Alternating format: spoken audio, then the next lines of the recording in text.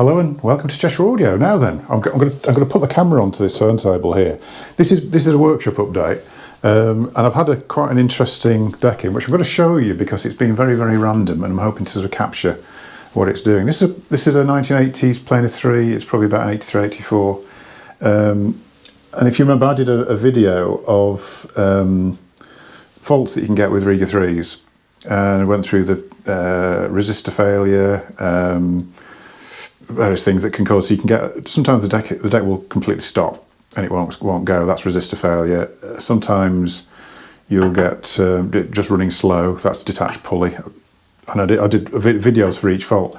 Now, when it came to doing a video for capacitor failure, for some reason all the repairs dried up that had that fault. It's quite common because basically, I mean, people who are sort of into electronics.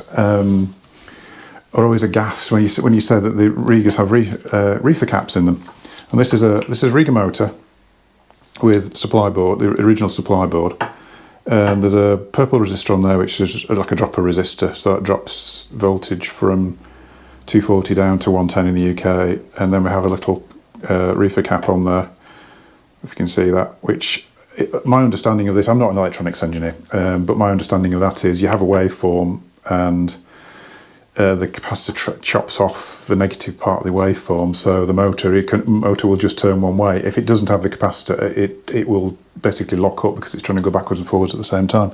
So when the capacitor fails, mild failure is when it's occasionally will sort of let a bit of negative waveform through, and it tends to be that the deck will run for about 20 minutes, and then it'll start to slow down and speed up again, slow down, speed up, and basically unlistenable.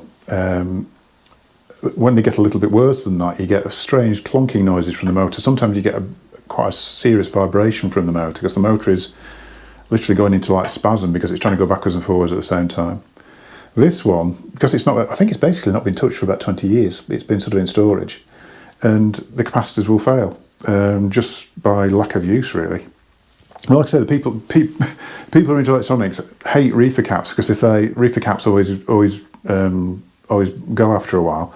Well, they do, but on Regas it takes 40 years, so I don't think that's too bad, to be honest.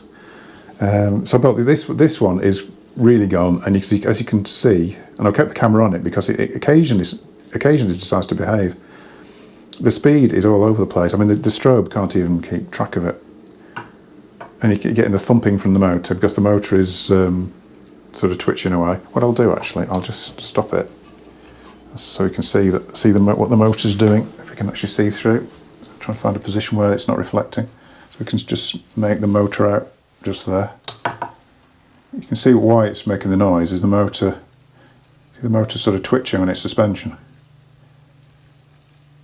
It's sort of fighting with all sorts of sort of wrong information, basically, as far as it's concerned. It doesn't understand what's happening to it because it's trying to go backwards and forwards. So yeah, quite pleased this came in. I mean, it's an easy fix. Literally, it's an easy fix. And if you notice, I've got a little bucket of replacing. I ordered them in 50s because it is quite a common fault, but this is probably the most impressive I've come across. All over the place. So anyway, yeah, I thought I'd share that one with you. Also in the workshop, not just this, actually, also in the workshop, I've just had Michel Orbin for a new cartridge, but he's also got a bit of a problem with the power supply. If you've got, this is a plea for help actually. If you've got one of these power supplies that doesn't work, this is I think they called it, not the QC. I think it was QC power supply. It's basically completely broken. I don't know if you can see that. The perspex is shattered at this corner, and it's not holding together. And I'm going to have an attempt at bonding it, which I'm not too happy about. But if you've got one of these, they're not available anymore. I think this was built by Graham at Tricord for Michel. They also did some very good matching power amps called Electos that look like that but were much bigger. Yeah, if you've got one of these that doesn't work but has a good case on it, let me know, because I think that might be the best solution for it, really. But yeah, anyway, yeah, the Orb's probably at one time was probably my favourite turntable. Just something about the presentation of it is really nice.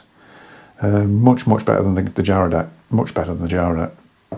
And we've still got the the Elite Rock, which is actually going on next. As soon as I'm just going to put a capacitor in this Rega and do a bit of a service on it, and it literally probably take me about 20 minutes to sort that out, really. So yeah, no, just thought I'd share that one with you. Just thought, like I said, I'd been trying to get a video of that for ages, so I thought, yeah, while I've got a chance, let's get the camera out and do a quick video of it. So yeah, I'm gonna leave it there. I will be doing another video this week, but I haven't even thought about what to do yet. So we'll see what happens.